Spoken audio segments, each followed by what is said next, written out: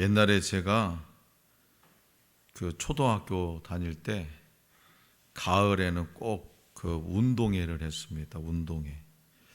그 운동회 여러 가지 프로그램 중에 이런 게 있었어요. 운동장 한가운데에다가 옷을 막 쌓아놓고 여기 땡 하면 달려가 가지고 그 옷을 껴입고 달리는 그런 경기가 있었죠. 그러면 이제 출발 종소리가 그냥 땅 울리면은 힘차게 뛰어가 가지고 일단은 무엇을 입어요? 윗옷을 찾아서 입습니다. 그리고 또 잽싸게 운동화를 또 신고 끈을 묶고, 그리고 나서 이제 어떻게 하다 보니까 바지를 입었는데 이 바지가 안 들어가. 그 선생님들이 일부러 이 통이 좁은 바지를 막 가져다 놓고, 애기들 바지 막 이런 거 안 들어가는 그런 거 가져다 놓고 신발을 먼저 신고 바지를 입을 수 없도록 해놓은 거죠. 그래서 또 다시 안 들어가니까 이제 신발을 벗고 바지를 입은 후에 다시 신발을 신고 열심히 뛰긴 뛰는데 결과는 어떻다? 꼴찌죠, 꼴찌. 바지부터 입어야 되는 건데 순서가 잘못된 거예요. 막 서두르다 보니까. 그러니까 순서가 이렇게 잘못되면 아무리 열심만으로 좋은 결과를 기대할 수가 없다는 거예요. 순서가 잘못되면 아무리 열심을 다해도 그 열심만으로는 좋은 결과를 기대할 수가 없습니다. 그러니까 우리의 신앙생활도요, 우선순위가 바로 정립되어야 돼요. 우선순위가. 그러니까 하루의 일과를 제일 먼저 주님과 만나고 시작하는 생활 습관, 매사에 주님이 더 기뻐하시는 일부터 우선순위를 정하는 생활 습관을 길러야 되는 거예요. 근데 우리는 어떻게 요즘 살아가요? 내 중심적이지, 나 중심. 나는 내가 이거 정했으니까 이거부터 해야지. 교회 일이 우선이냐? 하나님 일이 우선이냐? 내 인생에서 내가 지금 계획해는 이게 중요하지. 그 우선순위가 잘못된 거예요. 수룹바벨과 예수아가 주도한 1차 귀환 이후에도 여전히 유대인들은 그 바벨론에 살고 있었어요. 사실 이 유대인들은 모두 거기서 태어난 사람들입니다. 그러니까 아무리 어릴 때부터 유대인의 어떤 민족 정체성 교육을 받았다고 하더라도 자기가 태어난 곳을 떠나기는 결코 쉽지는 않습니다. 그렇기 때문에 1차 귀환이 있은 지 80년이 지난 후 아닥사스다 왕이 다스리던 BC 458년에 에스라가 이끌었던 2차 귀환자들은요, 마치 아브라함이 고향과 친척과 아비 집을 떠나서 하나님이 보여주시는 땅으로 가는 것과 같은 그런 선택을 한 거예요. 그냥 어잡저리 그냥 야 가자 해서 그냥 휙 간 게 아니라 자기가 태어난 곳, 아무리 이방 나라 땅이지만 자기가 태어나서 지금까지 살아온 그 땅 고향과 친척과 아비 집을 떠나는 그런 심정으로 선택한 셈이에요. 그래서 이들은 마음을 모아서 제2의 출애굽처럼, 다시 말해서 출바사를 계획하는 거죠. 제2의 출애굽. 그래서 에스라는 마치 민수기에서 이스라엘의 지파들의 이름을 열거하듯이 그들의 이름을 열거하는데요, 우선 비느하스와 이다말 자손, 즉 제사장들의 집안을 먼저 언급하고 그 다음에 다윗 자손, 즉 왕족을 언급합니다. 2절에 보면, 8장 2절에 보면. 그리고 이후에는 12집안의 이름을 열거하고 그 각각의 집안에 속한 남자들이 몇 명이었는지를 기록하고 있습니다. 이는 민수기에서 나타난 중앙 성소를 중심으로 한 제사장, 레위인과 그 주위를 둘러싼 12지파를 떠올리게 하는 표현이죠. 과거 애굽의 이스라엘 백성이 조상들의 하나님을 기억하고 모세를 따라 애굽을 떠났듯이 바벨론과 바사에서 태어나고 자란 유대인들이 새로운 12지파를 형성해서 다시금 조상들의 땅으로 떠나려 한 겁니다. 학자 겸 제사장인 에스라가 바사에서 어렵게 유대인들을 모았는데요, 약 한 5천 명 정도 된대요. 부녀자 어린아이 다 해가지고 그 어렵게 유대인들을 모아가지고 2차 교환을 계획한 이유가 뭐냐? 약속의 땅 예루살렘에서, 하나님의 성전이 있는 예루살렘에서 하나님을 온전히 예배하며 새롭게 하나님의 나라를 재건하기 위해서요. 다른 목적이 아니에요. 잘 먹고 잘 살기 위해서 예루살렘으로 돌아가는 것이 아니라 하나님을 온전히 예배하고 하나님의 나라를 다시 재건하기 위해서 목숨 걸고 가는 거, 목숨 걸고 1500km 이상. 그래서 바사에서 살던 이스라엘 백성들은요, 기뻐하며 하나님을 온전히 예배하며, 이 이방 나라에서 눈치 보면서 예배하는 것이 아니라 하나님께 마음껏 예배드리게 하나님의 나라를 재건한다는 그런 마음이 들어서 기쁨으로 기뻐하면서 거금의 헌물을 바쳤는데, 이는 모세 시대의 광야에서 이스라엘 백성이 성막을 위해 기꺼이 자기 소유를 내놓았던 일을 연상시키기도 합니다. 그래서 26절에 기록된 헌물 중에서 은과 은그릇을 합해 750달란트를 로마 시대 데나리온으로 환산하면요 450만 데나리온이에요. 450만. 그러니까 1달란트는 6천 데나리온이죠. 그래서 현재 이것을 우리 돈으로 환산하면 뭐냐? 450만 데나리온은 4,500억 원에 해당합니다. 4,500억 원. 게다가 금 100달란트는 은 750달란트의 2배의 가치를 가집니다. 여기에 금잔 20개가 추가되고 또 아름다운 녹그릇 2개도 추가되었습니다. 27절에 보면. 그러니까 이걸 다 합치면 현재 가치로 따지면 얼마냐? 1조 원이 넘는 금액입니다. 1조 원이. 그래서 에스라 선지자가 귀환을 앞두고 가장 염려했던 것은 뭐냐? 대적들의 공격이에요. 유다 백성 중에, 지금 유다 백성 중에는 무장군인들이 없었어요. 그냥 일반 백성들이었어요. 비무장 상태로 귀환한다는 것은요, 주변 민족들과 도둑들에게 아주 좋은 먹잇감이 될 수 있었습니다. 산적들 있잖아요, 산적들. 상식적으로 이런 상황에서 에스라는요, 아닥사스다 왕에게 군사적 도움을 요청해야 돼요. 그러나 에스라는 그러지 않았다는 거예요. 왜 그러지 않았냐? 왜 왕의 도움을 구하지 않았냐? 그가 예전에 아닥사스다 왕에게 이렇게 말해왔어요. 자, 22절 보세요. 22절 뭐라고 말했나? 22절 시작. 이는 우리가 전에 왕에게 아뢰기를 우리 하나님의 손은 자기를 찾는 모든 자에게 선을 베푸시고 자기를 배반하는 모든 자에게는 권능과 진노를 내리신다 하였으므로. 아멘. 거기까지만. 무슨 말이냐?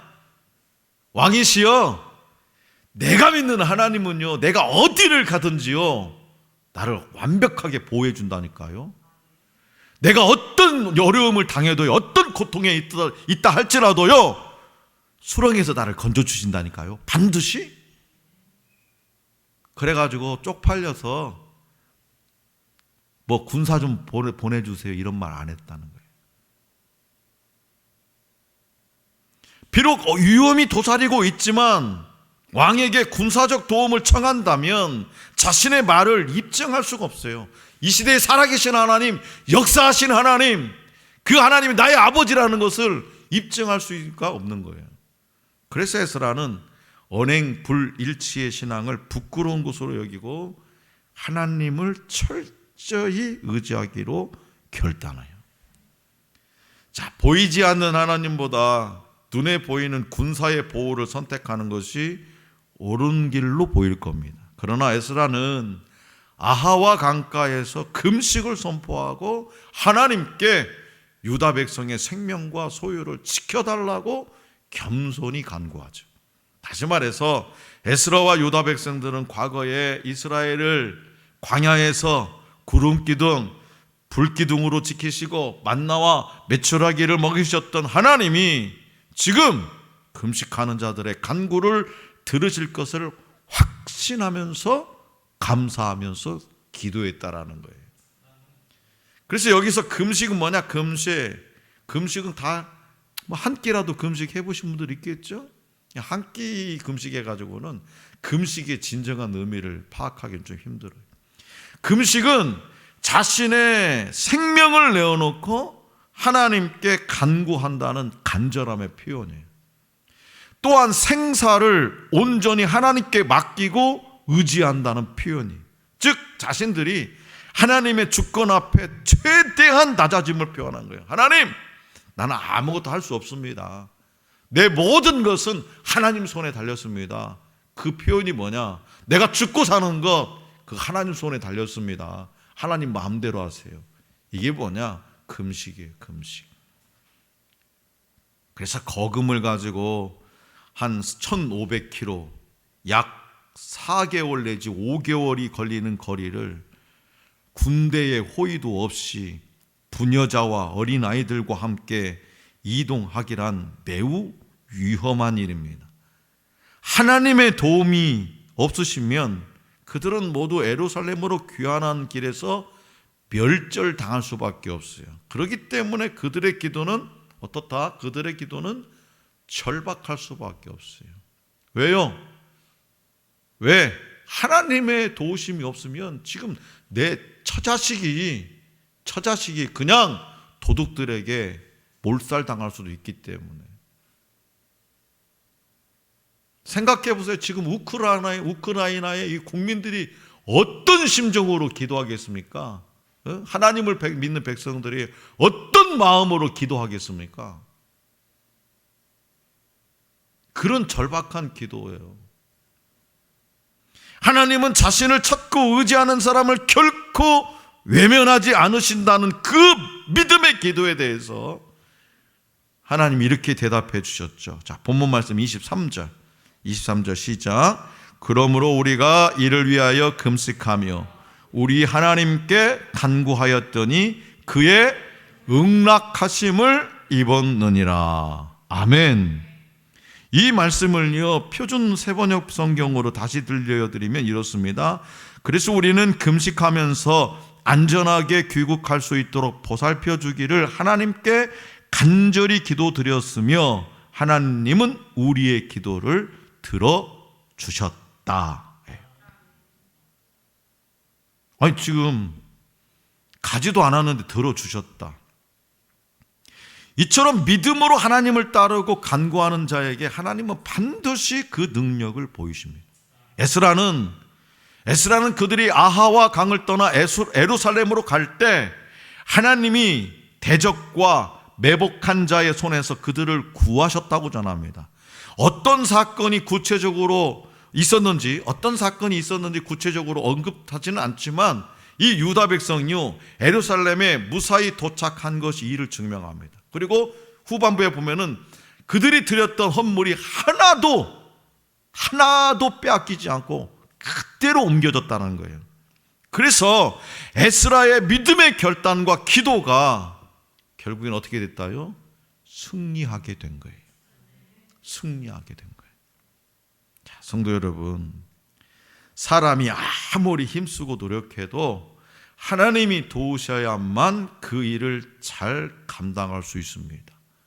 그래서 예수님은 이에 대해서 참새 한 마리가 땅에 떨어지는 것도 하나님 아버지의 허락이 있어야 한다고 말씀하셨어요.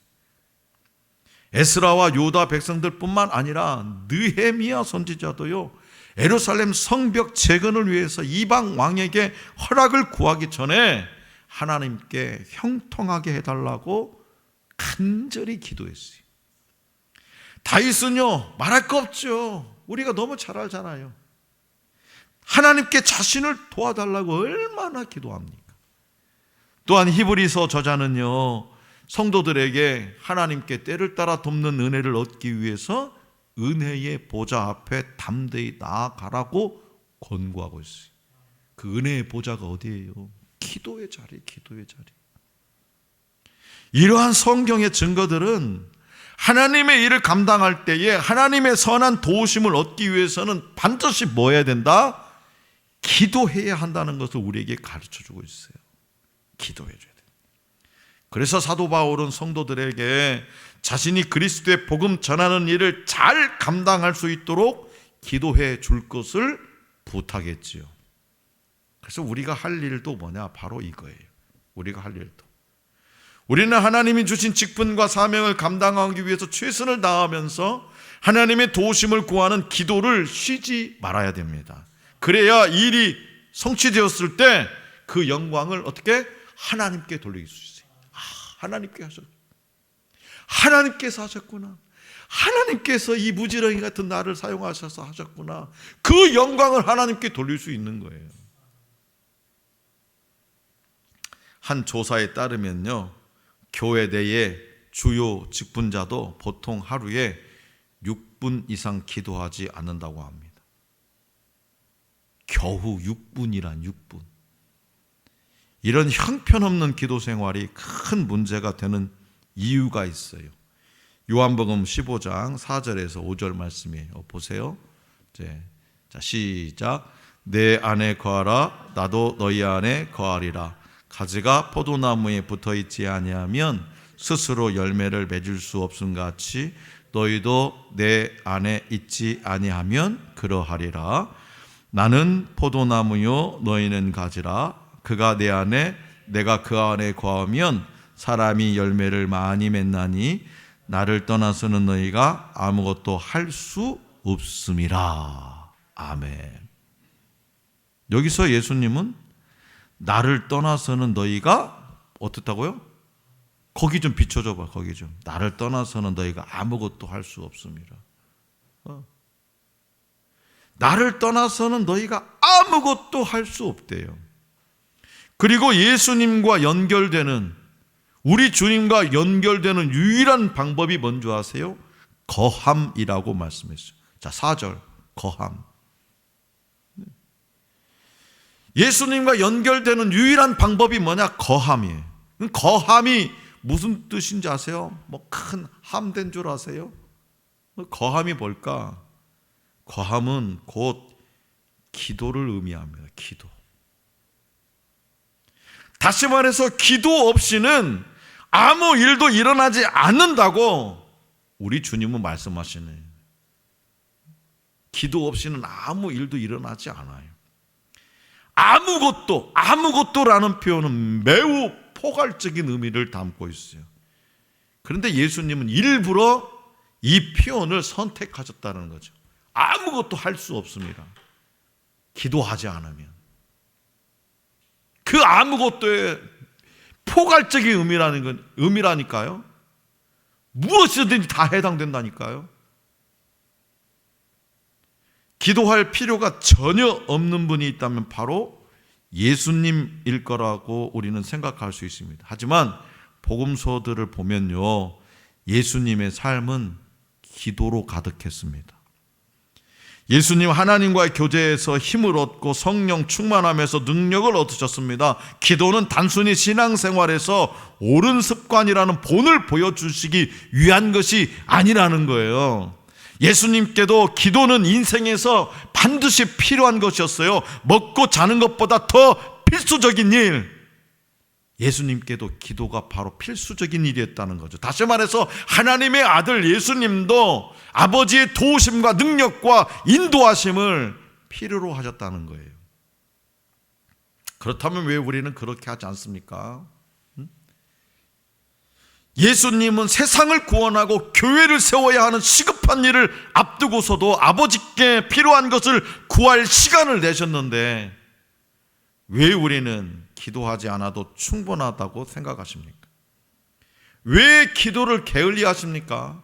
정말로 여러분 자신이 예수님보다도 더 능력이 있다고 생각하십니까?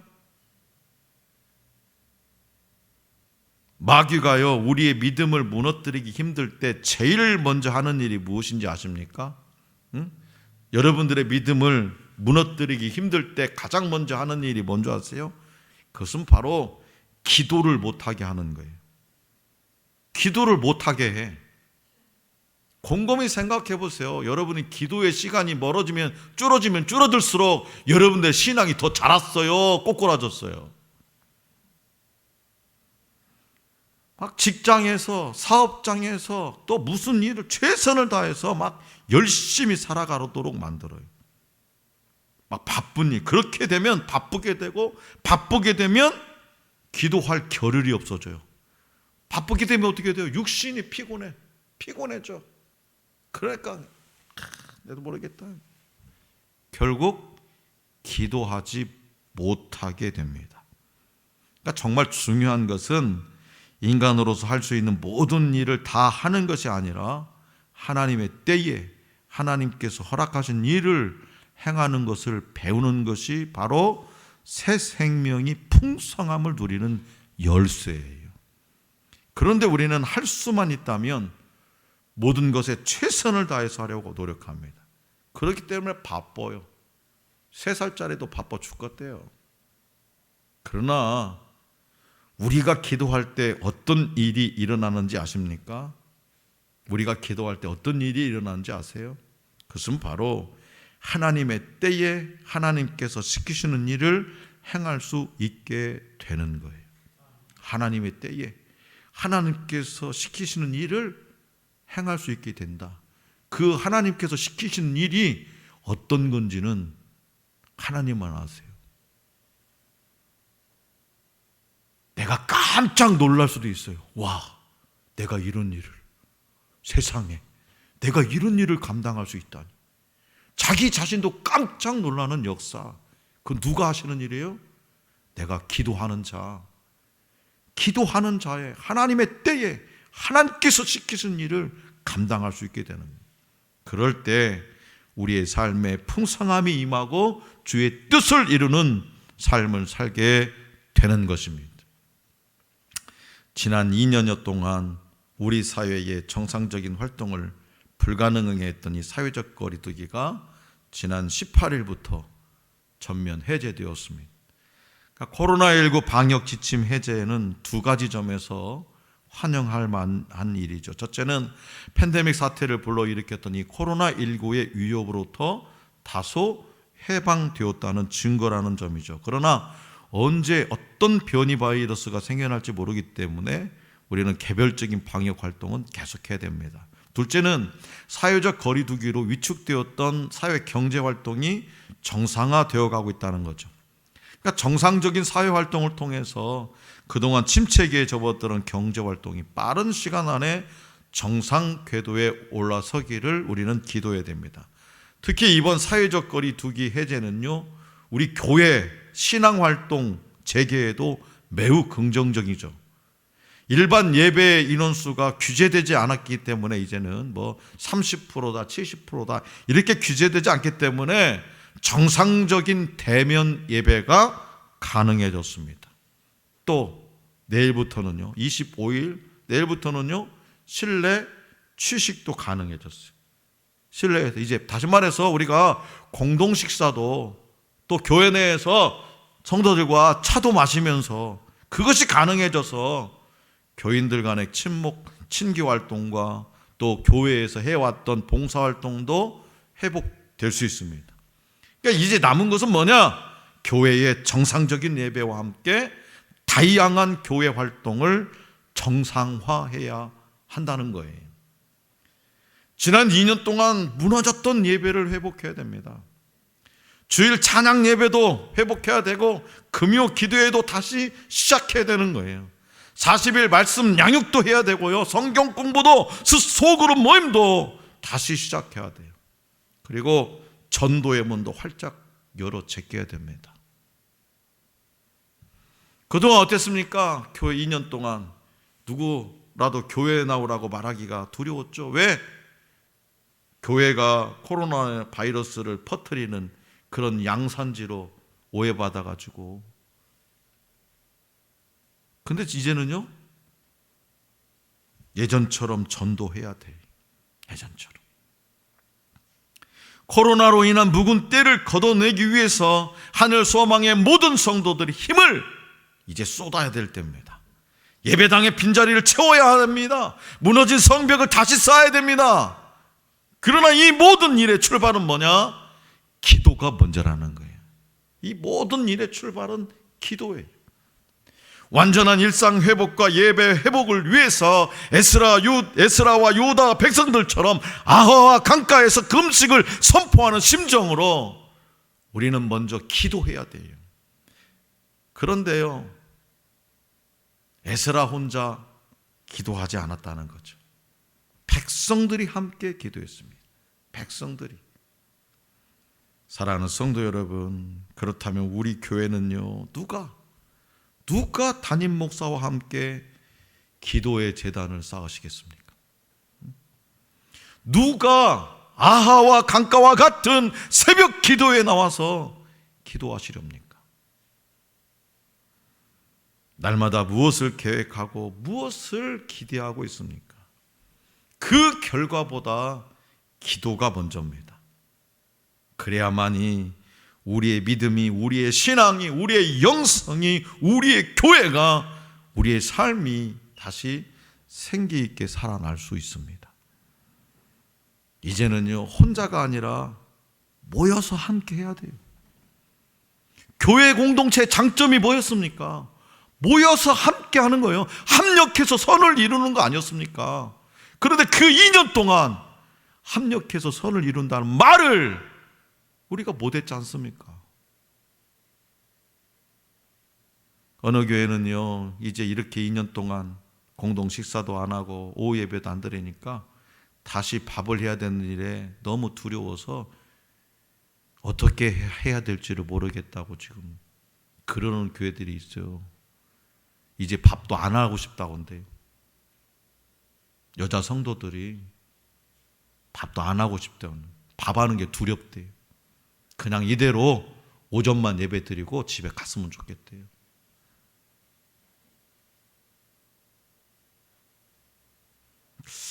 글쎄요, 많은 분들이 그렇게 예상을 했었습니다. 다시 회복하기란 쉽지는 않을 것이다. 그런데 우리 교회는요, 저는 과감하게 다시 예전 예배를 회복해야겠다는 마음이 들었어요. 왜? 내 자신을 위해서. 여러분들보다 내 자신을 위해서. 우리가 우리의 일상의 예배를 회복하지 못하면 내 영혼이 죽어가는데 내 자신을 위해서. 그래서 40일 말씀 양육 프랑카도 계단화대도 붙이고 여기도 붙이고 바로 돌아오는 주일부터 점심 식사하고 그리고 주일 찬양 예배도 드립니다. 함께 해야 돼요. 서로 두 손을 마주 잡고 같은 마음 같은 뜻으로 이제 기도해야 돼요. 예배당 구석구석에서 기도하는 소리가, 찬양하는 소리가 끊임없이 울려 퍼져야 됩니다. 그래야 내 영혼이 살 수 있어요. 내 영혼이.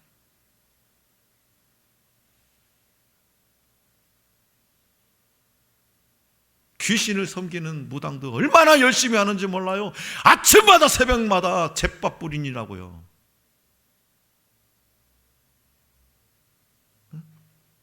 정성을 들여서 제사 드리고 제밥 뿌려놓고요. 비둘기 새들이 와서 다 쪼아 먹고요. 그 귀신을 섬기는 믿는 사람도 얼마나 열심히 하는지 몰라요. 십자가 처형을 앞둔 예수님이 땀이 핏방울처럼 떨어지는 기도를 드렸듯이 하나님의 사명을 감당하는데 기도는 필수 요소입니다. 왜 그러냐? 하나님의 도움 없이는 인간의 힘으로 감당할 수 없기 때문이죠. 그러므로 쉬지 말고 기도하라는 말씀처럼 하나님과 동행함으로 맡겨진 사명을 감당해 나아가는 저와 여러분들이 될 수 있기를 원합니다. 모든 일에 가장 먼저 부르짖어 기도함으로 결국 하나님의 도우심을 이끌어내는 믿음의 사람들이 될 수 있기를 간절히 기원합니다.